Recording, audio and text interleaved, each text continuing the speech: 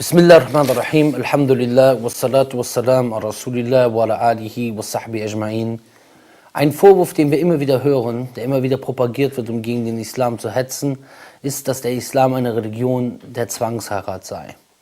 Und insbesondere gibt es dort verschiedene sogenannte muslimische Feministinnen, die mit dem Islam so viel zu tun haben, wie der Eskimo mit dem Kamelreiten in Saudi-Arabien, die immer wieder versuchen, diesen Gedanken oder diese falsche Handlung auf den Islam zu projizieren, beziehungsweise zu behaupten, das sei etwas vom Islam.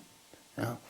Das heißt, es gibt verschiedene Feministinnen, die kommen mit ihrem eigenen Leben nicht klar, teilweise nymphomanisch veranlagt, nicht alle natürlich, und die einfach zu schwach waren, den Islam zu praktizieren, die dann irgendwo den Fehler beim Islam suchen und dann sagen, ich bin früher zwangsverheiratet worden. Ne? So. Die Frage ist erstmal, hat der Islam etwas dazu mit zu tun? Und das ist ganz klar, dass der Islam gegen Zwangsheirat ist.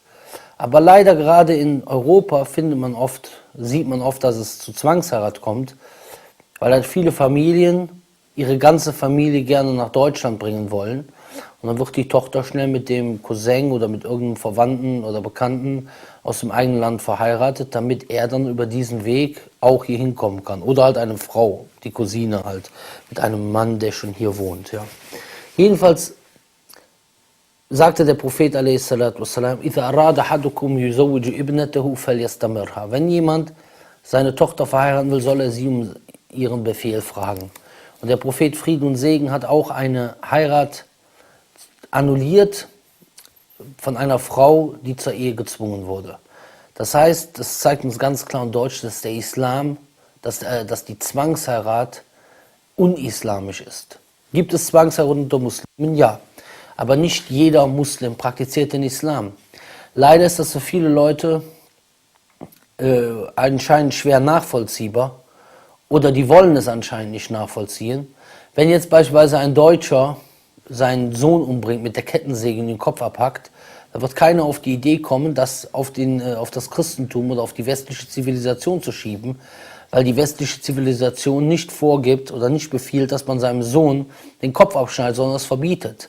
Aber man sieht Taten, die von Muslimen praktiziert werden, die den Islam nicht praktizieren, die dann so instrumentalisiert werden, dass es so aussieht, als wenn dies vom Islam befürwortet werde. Und ich sage hier ganz klar, ich habe es gerade gezeigt, der Islam ist gegen Zwangsheirat. Aber was sagt die Bibel zur Zwangsheirat? Ja, weil es heißt ja immer so schön, wer im Glashaus sitzt, der soll nicht mit Steinen werfen. Oder wie Jesus gesagt haben soll laut Bibel, ja, man soll nicht den Splitter bei dem Bruder im Auge suchen, wenn man im eigenen Auge einen Balken hat. Ja. Und praktisch die Bibel, die befiehlt Zwangsheirat sogar. Die Bibel befiehlt Zwangsheirat. Und zwar in verschiedenen Fällen. Und wir hätten gerne auch, vielleicht kann uns ein Christ ja auch etwas dazu sagen. In Deuteronomium 25 steht zum Beispiel, wenn zwei Brüder zusammen wohnen und der eine von ihnen stirbt und keinen Sohn hat, soll die Frau des Verstorbenen nicht die Frau eines fremden Mannes außerhalb der Familie werden. Ihren Schwager soll sich ihrer annehmen, sie heiraten und die Schwagerehe mit ihr vollziehen. Das heißt, hier wird erstmal die Frau gezwungen, das heißt, sie war mit einem Bruder verheiratet. Ja. Jetzt stirbt dieser Mann, jetzt muss sie den Bruder von diesem Mann heiraten. Sie soll keinen anderen Mann heiraten. So.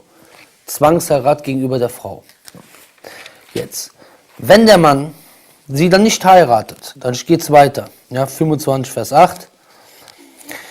Dann soll sie, die Schwägerin, vor den Augen der Ältesten zu ihm hintreten. Das heißt, dieser Bruder, ja, von dem verstorbenen Ehemann, der will sie jetzt nicht heiraten. Was passiert dann? Dann soll sie ihn anklagen und dann soll sie vor den Augen der Ältesten zu ihm hintreten, ihm den Schuh vom Fuß nehmen und ihm ins Gesicht spucken. Ja, das heißt, jetzt wird er gezwungen, ansonsten gibt es eine Art von Gewalt, ihm wird ins Gesicht gespuckt vor versammelter Mannschaft. Das heißt, erstmal Zwangsheirat gegenüber der Frau. Sie muss den Bruder des verstorbenen Ehemannes heiraten und dann Zwangsheirat gegenüber dem Mann. So, warum bringe ich warum bringe ich das? Ja, es wird mir immer vorgeworfen, du willst das Christentum schlecht machen, hin und her, kreuz und quer. Und das ist die größte Heuchelei. Weil der Islam wird rund um die Uhr attackiert. Es gibt Foren ohne Ende, wo versucht wird, den Islam zu diffamieren. Und wenn dann jemand die Bibel zitiert, fangen alle an zu heulen und sagen, hey, warum redest du so schlecht? Wir machen das doch auch nicht. Ihr macht das doch auch nicht? Hier kriegt von der Bundeskanzlerin, kriegt ein Karikaturist, der den Propheten a.s.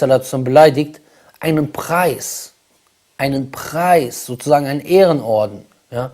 Andere, wie zum Beispiel Necla Kelik, die kriegen verschiedene Preise dafür, dass sie den Islam beschimpfen und beleidigen. Ja? Das heißt, überall sehen wir, wie der Islam diffamiert wird.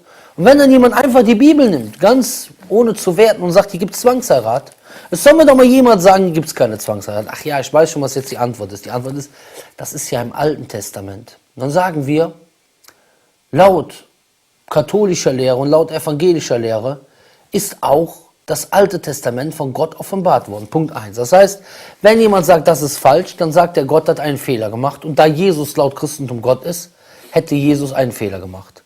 Punkt Nummer 2 ist, Jesus sagt laut Matthäus 5, Vers 16, 17, dass er nicht gekommen ist, um ein einziges Gesetz, das im Alten Testament steht, zu verändern. Deswegen, wir bringen diese Beispiele und jeder soll sich fragen, ist das von Gott, ist das nicht von Gott?